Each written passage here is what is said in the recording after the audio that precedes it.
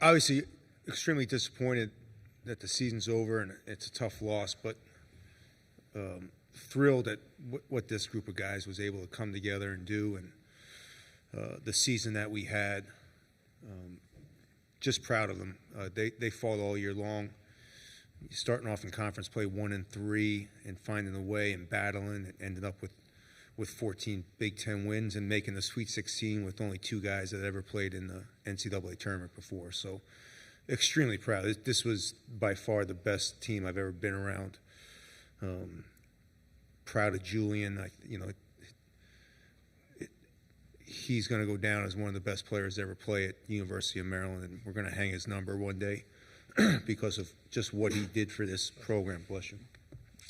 And really proud of my young big guy here to kind of go through the Big Ten the first time and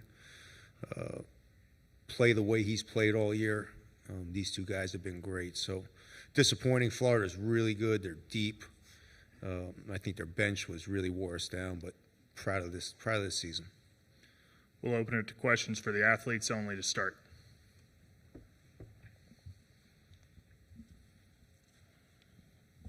Hey, Eugene Wong, Washington Post. Just when you look back, obviously the sting is still fresh, but when you look back on your career, all you've contributed to Maryland, kind of what pops into your mind? Yeah, I'm just, kind of grateful I was able to be a part of a program like this.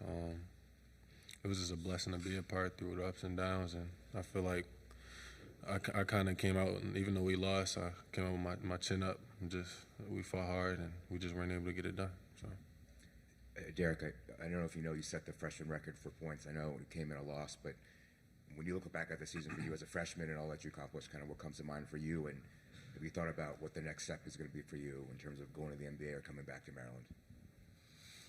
Maryland? I'm not sure yet. I have to talk to my mom, my agency, Coach Willard, all the coaches, see what I'm doing. And then throughout the season, it was growth for me. I just kept getting better.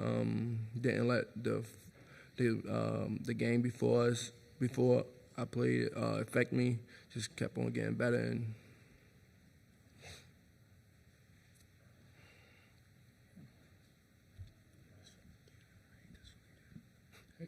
Hey guys, for both of you, Florida obviously a really good offensive rebounding team. They kind of dominated the battle of the boards again tonight. What was so difficult about stopping them on the glass? They come from a kind of a physical conference in the SEC. And they were really deep. They have a lot of 6'10" and taller guys coming off the bench. Whereas we got a little bit of shorter guys, but. They just kind of out-hustled us, and they kind of was just more prepared in the rebound battle, I guess. Yeah, they got 2 6'10" guys or taller on the floor at the same time, physical guys, big bodies, and they just running in, flying in, trying to get a rebound. Wayne Viner, Terp Talk. Derik, can you talk about the evolution of your game from being more of an inside guy to now being an excellent pretty much point forward? Just me consistently working on my game all day, every day, and then my coaches and the team and my teammates just having that faith in me to help me expand my game and to trust me to do the stuff I can do with the ball. And Juju, can you please explain how you became such a fantastic foul shooter in your senior year? Yeah, just locking in, watching film. Just working at it, consistent reps. Hi guys, Christian Babcock with the Bay Area News Group. How hard was it to withstand their run in the second half? You guys, took their run in the first half and then made your own.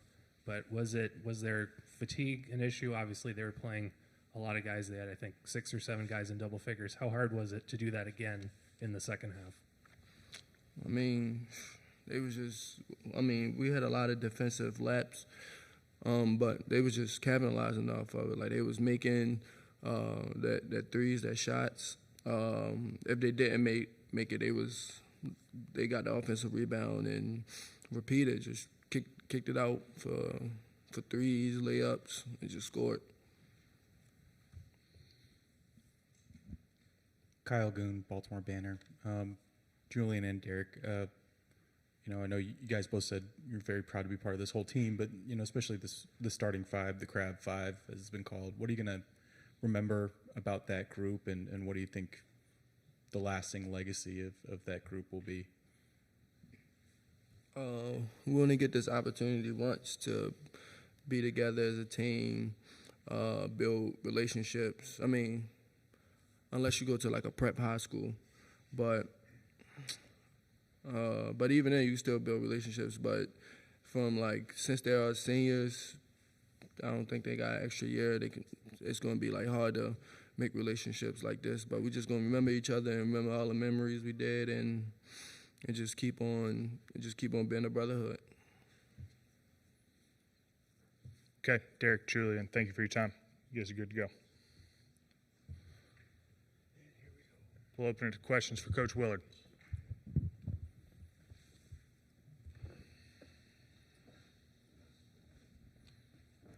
Hey, Kevin. Apart from the wins, what would you say is the most gratifying part of having coached this group? And the follow-up would be, what is your future in terms of returning to College Park? Have you made a decision whether or not you'll be back?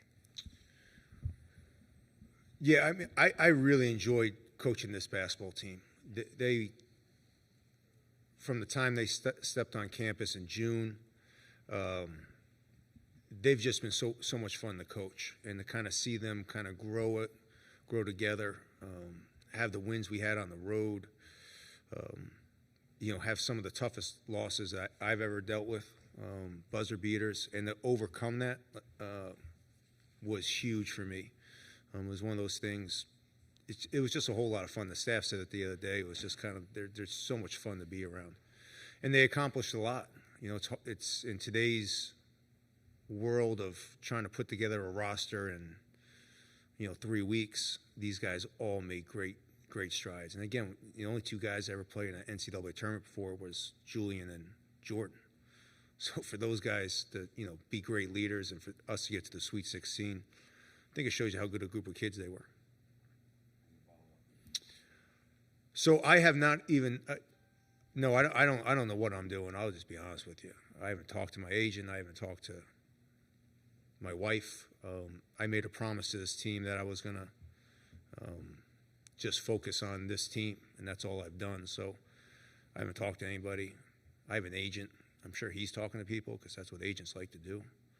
But you know, I don't know. Hi, Kyle Goon, Baltimore Banner.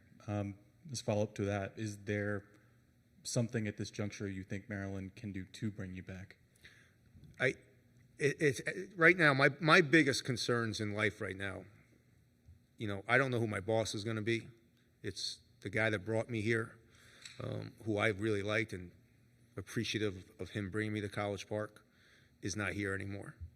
And I don't know who we're going to hire. And that's, as in today's day and age, that worries me a little bit. I'm just being honest. My honesty got me in trouble. Might as well keep getting me in trouble. So this is going to be a family decision. I love College Park. I love Maryland. You know, but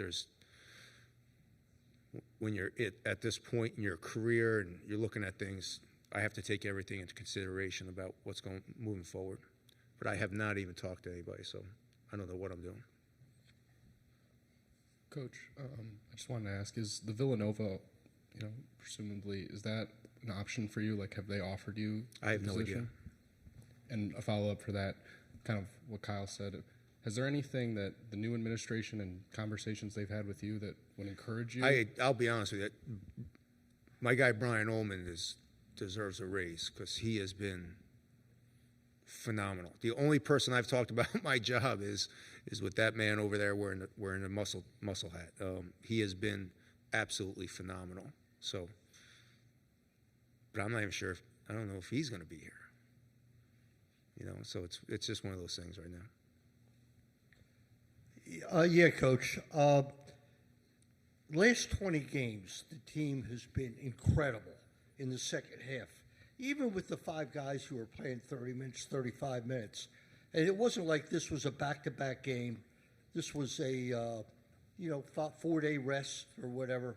What happened in that second half That has not happened in over a month or almost 2 months. Was Well, it- actually, we haven't. We've been getting off to horrendous starts in the second half. Colorado State, we got down 13. We came out at home against Northwestern, didn't play well. We haven't been playing overly well to start the second half, and I think we've talked about it as a group, and we looked at it, and when you play a team that can come off the bench with the guys that they can come off the bench with, that was a big worry. And, we battled, and these guys were battling. I thought the biggest play was the rebound that Condon got and threw it up to the rim. I think it was a 7-point game at the time and pushed it to 9. I just thought that was like a really big momentum breaker. So, but we haven't been starting well for a while. We've been playing well in the second half. We just haven't been starting well, and that start really hurt us. And the rebound discrepancy, it's just odd after all the games this year. It's what they do. They're the number 3 offensive rebounding team in the country. They're the largest. They score more points off offensive rebounds than any other team in the country. You have to give them credit. They do a really, really good job at it. We've got time for 2 more. Thank you. Eli Cohn with the Diamondback. Kevin, I know you mentioned, earlier, can't control Twitter, can't control the media, but looking over the past week, do you wish you approached anything Nope. differently? Not at all. Last question here.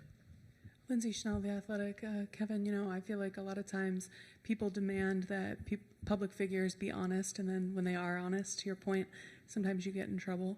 Today, when you guys left the team hotel, there were some fans that voiced their displeasure. Does that make you think at all about, do you want to be at Maryland? Not at all.